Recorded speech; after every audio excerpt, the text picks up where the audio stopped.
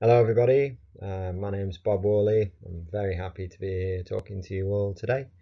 I'm a Positive Environments Projects Coordinator with the Centre for Volunteering and Community Leadership, which is based at the University of Central Lancashire. And I'm here to present to you an evaluation of an immersive virtual reality experience with university students and staff and subsequent behavioural mobilisation concerning climate change. So I'll begin with a bit of a background.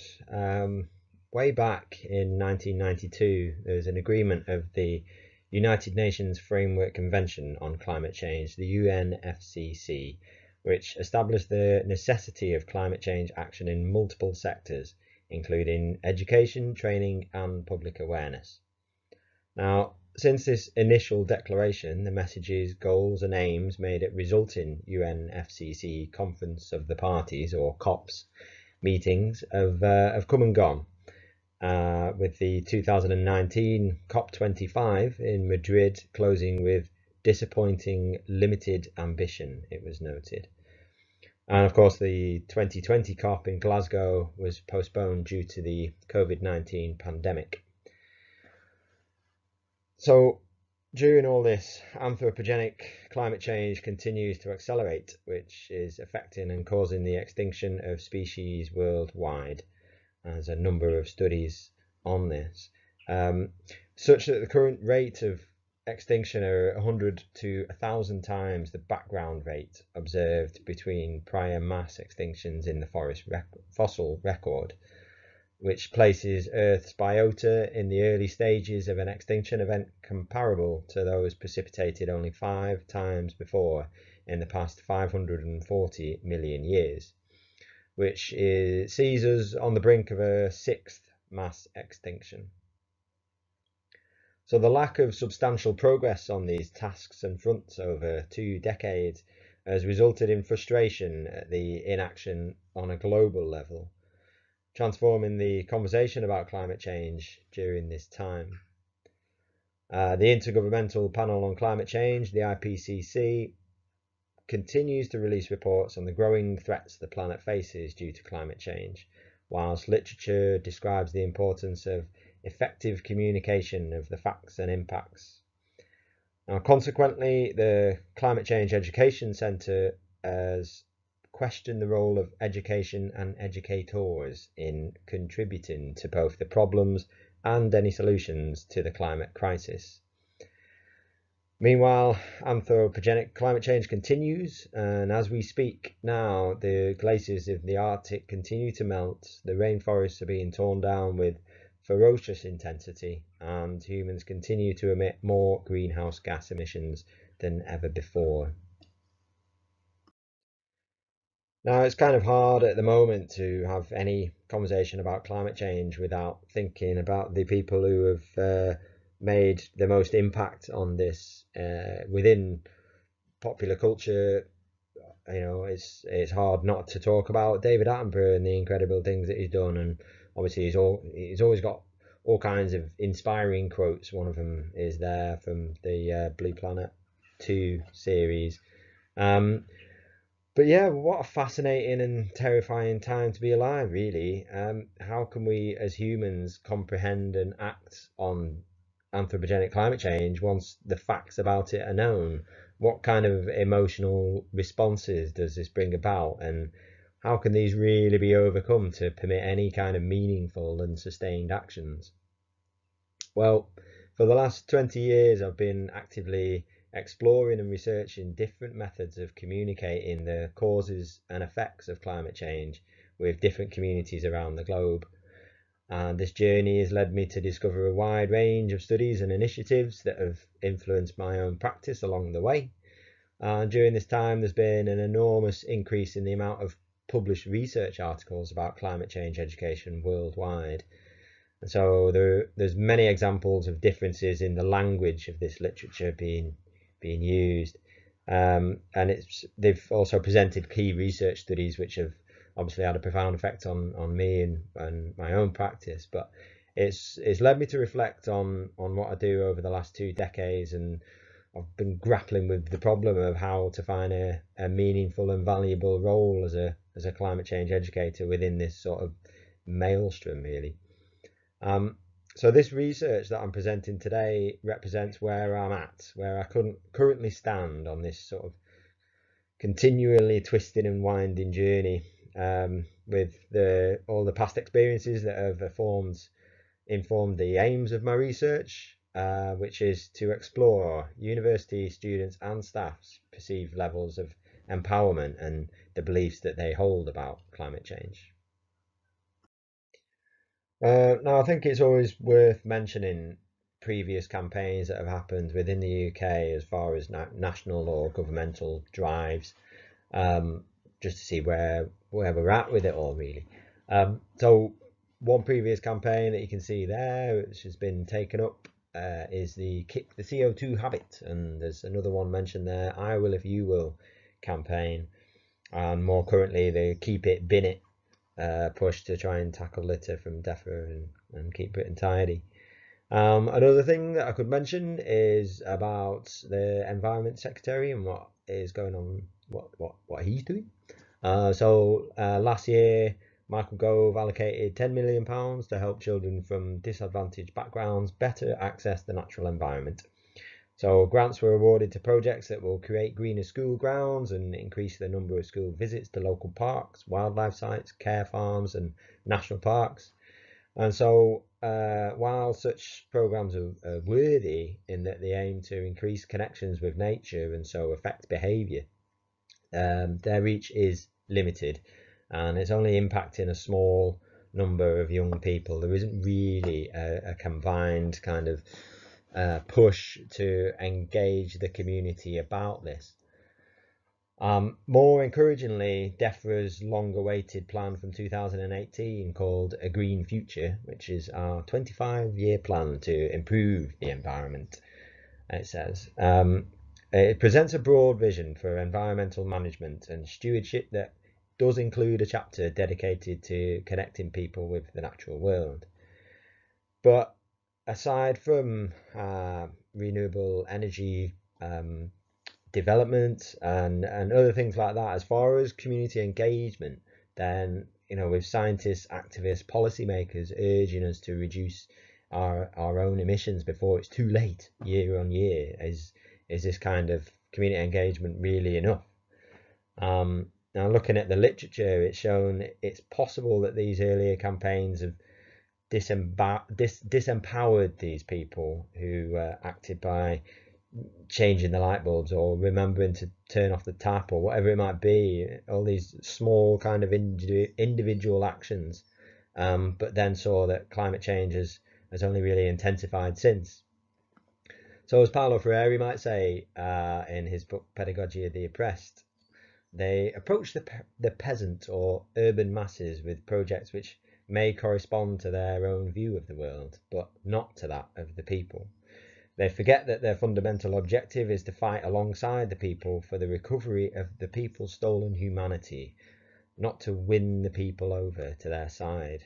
Such a phrase does not belong in the vocabulary of revolutionary leaders, but in that of the oppressor. The revolutionary's role is to liberate and be liberated with the people, not to win them over. That's from Paulo Freire, Pedagogy of the Oppressed from 1970. Now, he's talking about radicalization and revolutionary leaders and things like that. But with the extent of the threat that anthropogenic climate change really poses, then perhaps it is this revolutionary leadership that we need right now. Now, like I touched on, it's possible that these messages have got through, that people start using keep cups, turning off the tap, whatever it might be. But alongside this awareness, and there's a limited amount of proactive options for most people. There's also a high chance of various sort of intense emotional responses. One study by Blanche Verley on students of BA Environment and Society course at the University of Melbourne, who are described as environmental education success stories and well aware of the effects of climate change. Interviews with Blanche Verley's students, the uncovered feelings of anxiety, frustration, being overwhelmed, grief, guilt, and interestingly, hope. There appeared out of it a lot of "we feel like this" and "this is happening to us" kind of language that came from working within a group, that became the undercurrent of this study, really, and so something to be nurtured, perhaps. The important thing to take from this is that none of these emotional responses can be ignored in order to impose solution-driven messages that could potentially disempower instead of empower participants. Instead, there is current research that explores strategies which aim to foster this hope while acknowledging the other emotional factors that could come with it. The responses found in studies such as these or others like denial, apathy, disempowerment can and probably will pop up in certain individuals or at certain times during my own research process, as it has done in the past. So my aim is to take inspiration from research from people like Blanche Verley, which aims to encourage this hopefulness within participants, identifying actions which is essential to the process of conscientization, which is described by Paulo Freire again. So conscientization focuses on achieving a deep understanding of the world, which at the same time allows for the acknowledgement of perceived social and political contradictions or barriers. Now, studies have been conducted on the potential of conscientization in leading to emancipatory social change, like one that's highlighted in the text there. And I've popped Greta on there because there is always hope. The climate activist Greta Thunberg there. But as research Sabine Rosa says, we cannot and should not divorce feeling from societal issues like this, otherwise we may never achieve any action. So what's my plan? Well, firstly, I'd like to add to the growing amount of research into innovative and creative methods of engagement and communication of climate change. And so I've chosen virtual reality as a communication tool with this. So why VR? Well, virtual reality generates realistic images, sounds, and other sensations to replicate a real environment and could potentially be explored more as an engagement and communication method, which is something that was recommended by Tudor et al. In their study of 2018, which is mentioned here. In this research, Tudor et al. Recorded students' experiences of using a mobile virtual reality application to learn about the environmental impact of large-scale developments on nature reserves by comparing the physical field trip location, which you can see in the photograph there, to a location in virtual reality, which was the rainforest in Borneo. So through the use of virtual reality in the field and the affordances of the application that was used, students became aware of the issues created by large-scale development on the environment, acquired knowledge about its implication for the ecosystem, and suggested actions for protection of the environment. So in this study, it found there was a profound effect on the participants involved, which motivated them to take positive and proactive actions. And other examples of uses of VR include Amnesty International, who have utilised images of the devastation wrought by barrel bombing of the besieged city of Aleppo to produce strongly immersive and profoundly impactful experiences for the viewer. Now, Amnesty fundraisers and activists have seen a strong and often emotional response from the public and a significant increase in people signing up to direct debit donations toward Amnesty's human rights work. There's also another example there, which is called Virtual Inclusion, tackling hate and extremism in the UK using virtual reality technology. And so here, VR has been conceived as a tool for explicitly confronting issues of hate and extremism. And there's a quote from that study which says, "We would join these efforts by developing a groundbreaking virtual reality technology educational resource for tackling hate and extremism head-on, simultaneously reducing its influence in real-life communities." So there's a number of initiatives that are popping up more and more into the use of virtual reality and its value as a kind of engagement or communication tool about these kinds of issues. Now, you could say for the first time in the world, we are able to be beamed to the other side of the planet and experience what effects our actions locally have on the global situation.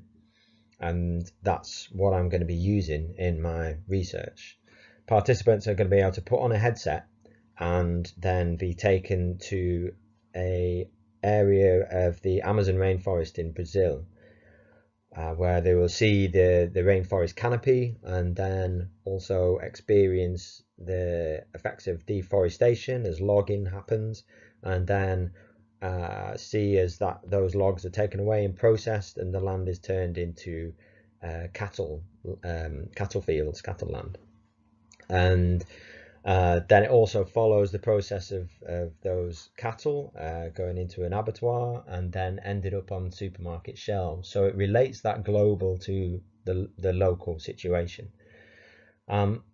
Now I'm really interested to see what this sort of knowledge means, and if all of this is taken into account, if sufficiently investigated, what could it mean for people who have been affected by an experience like this? Will the use of VR inspire participants to take long-term positive actions, and what would those actions be?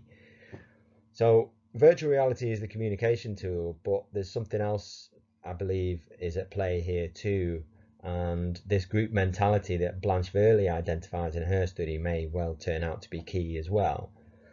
So we'll see what happens with that as the research process goes on. Due to the pandemic, things have been a little bit on hold, but as we come out of lockdown, my data collection is beginning, and so I intend to find out.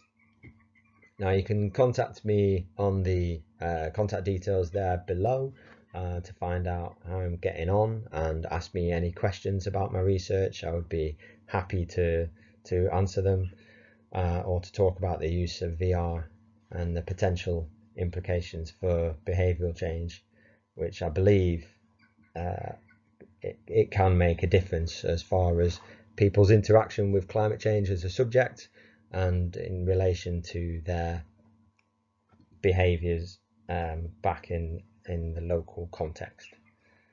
But I'm doing this research to find out. Well, thank you very much for your time, and thank you very much for listening to me today, and I hope you enjoy the rest of the conference. Thank you.